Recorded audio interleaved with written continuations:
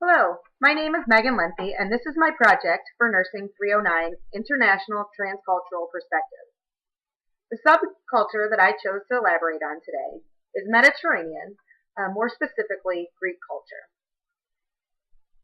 I chose the Greek culture because my son's best friend's parents have immigrated to the United States from Athens, Greece, when he was 15 years old. His father's name is Demetrius, and he is who I interviewed for this class. Demetrius came to the United States with his mother, his father, and his siblings. The family has some very interesting traditions and practices that I wanted to learn more about. Greece is located in southern Europe.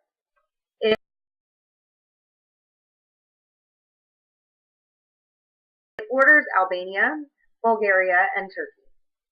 98% of the population is Greek, and 98 speak in Greek as their primary language. The government in Greece is a parliamentary republic where the prime minister is the head of government. Greece is a developed country and is classified as a high-income economy according to the World Bank. Major industries include tourism, industrial products, agriculture, and tobacco processing. The first element of Geiger and David Heiser's cultural framework that I took a look at is biological variation. According to World Historia Journal, which gives information on different cultural heritage, the typical Greek person has thick black, wavy to curly hair. Their eyes tend to be lighter in color, like blue or green, to a light brown. The typical Greek nose has a pronounced bump on it that is referred to as the Mediterranean bump. The mouth tends to be large with full lips. Eyes are also large, and eyelashes tend to be thick.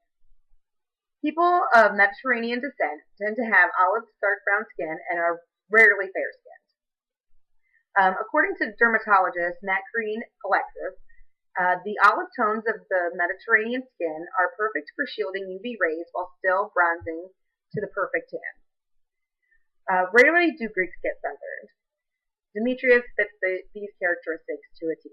He can be out in the sun all day, come in perfectly bronzed and beautiful, never burn. Something interesting that I learned while reviewing a website called Arthroscope is that the DNA of Mediterranean and people of Greek descent is similar to the DNA of Ethiopian natives. I also discovered an interesting resource called bioportfolio.com to gather some information on common illnesses or medical issues of Grecian people. I learned about some enzymatic deficiencies that are common among this subculture. I found that numerous blood dyscrasias and red blood cell malformations are common amongst the Greeks. Hereditary spherocytosis is an anemia seen in Grecian people. It is caused by a genetic malformation of the membranes of the red blood cell, and the red blood cells have a smaller surface area, and that causes the cell to break open easily. Another red blood cell abnormality amongst this population is G6PD deficiency.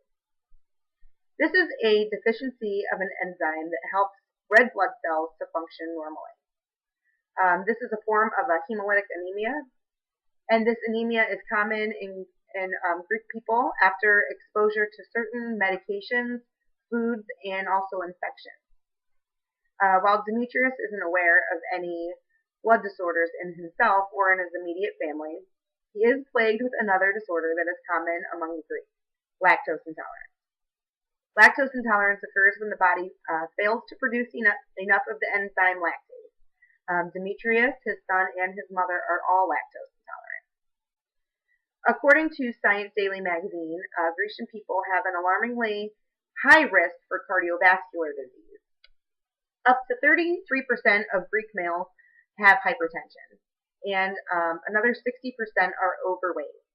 An alarming 77% do not get enough exercise. Greece is a major producer of tobacco products, and that may be why Greece has the third largest number of smokers in the world. I'm happy to say Demetrius is a non-smoker, although he reports that most of his family and his extended family do smoke. Obesity, diabetes, and high cholesterol are common in Mediterranean people, which is interesting because the Mediterranean diet has made such huge headlines for weight loss success in the past decade. According to the Mayo Clinic, the myth that Mediterranean diet and lifestyle is so healthy is based on 40-year-old data from rural areas in Greece, while much has changed over the last 4 decades. The Mediterranean diet that was typical in the 1960s was a healthful and nutrient-rich diet. The life expectancy at that time was the highest in the world in these areas. The typical Mediterranean and Grecian diet is abundant in food from plant sources.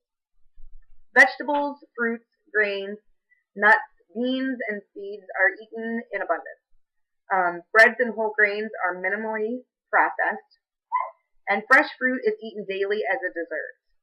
Refined sugars and saturated fats are only eaten on occasion.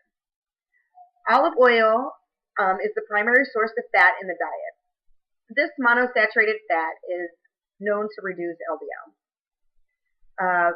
Red meat is only eaten maybe 1 to 2 times per month and only in moderate amounts. Biological variations related to coping and social support overlap with social orientation in Geiger and David Heiser's framework. According to Quintessential, the family is the main social network of the Greeks.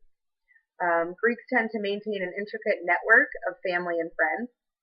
Since 98% of Grecians are Greek Orthodox, church plays both a social and a religious role for them.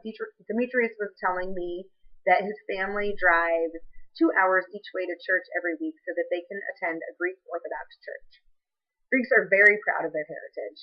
According to Anthro.com, Greece is rated number 1 in Europe as the country who shows the most pride.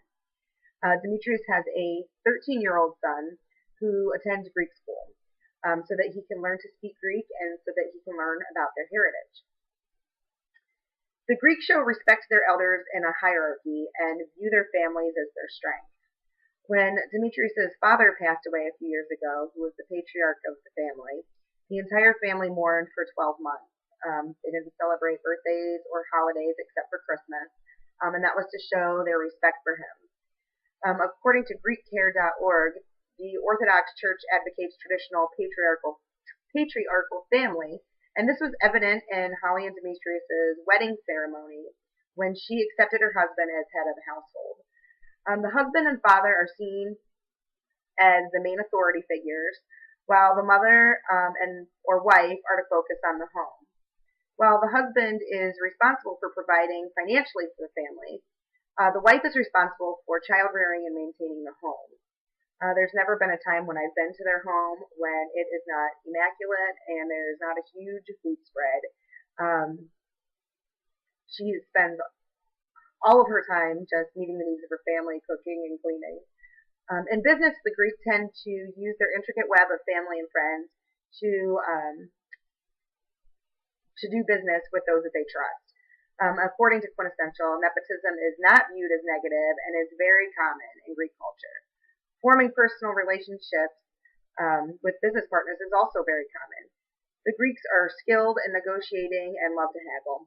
Business contracts are usually quite simple because the Greek trusts the people that they do business with. Demetrius owns several small businesses and student rental properties at Ohio University, and he frequently talks about helping out the students that he rents to. Compared to U.S. mainstream culture, the thing that sticks out the most to me in Greek culture is that they truly recognize the hierarchy of the family. Decision-making is most commonly in the hands of the husband or father, and the Greeks tend to overly trust and take the words of others as truth, including medical professionals, and believe their words to be sound and in their best interest. It's common for a person of Grecian descent to simply skim over paperwork and put their trust in the healthcare professional. It's also very common for elderly persons to accompany more than one, or family members to accompany It's common for elderly people to be accompanied by more than one family member to healthcare appointments, especially if the family are first-generation immigrants. These people show the utmost respect for their elders and sacrifices that they made to bring their families to the U.S. Most of these elderly people reside with family, namely with their children, who care for them in their homes as a show of respect for their sacrifices. Screening and prevention are of the utmost importance for the subculture. Hypertension and diabetes should be screened for on a regular basis. Teaching in regards to healthy diet, weight, and prevention of obesity is also very important. Prevention of cardiovascular disease is a primary prevention need, and smoking cessation should also be available for smokers. Routine blood work for dyscrasias and anemias and other disorders is also vital. Well, this concludes my presentation on Greek culture, and I would like to thank Demetrius and his family for allowing me to interview them and taking me into their home and giving me permission to speak freely about their family and their practices for my project. Thank you.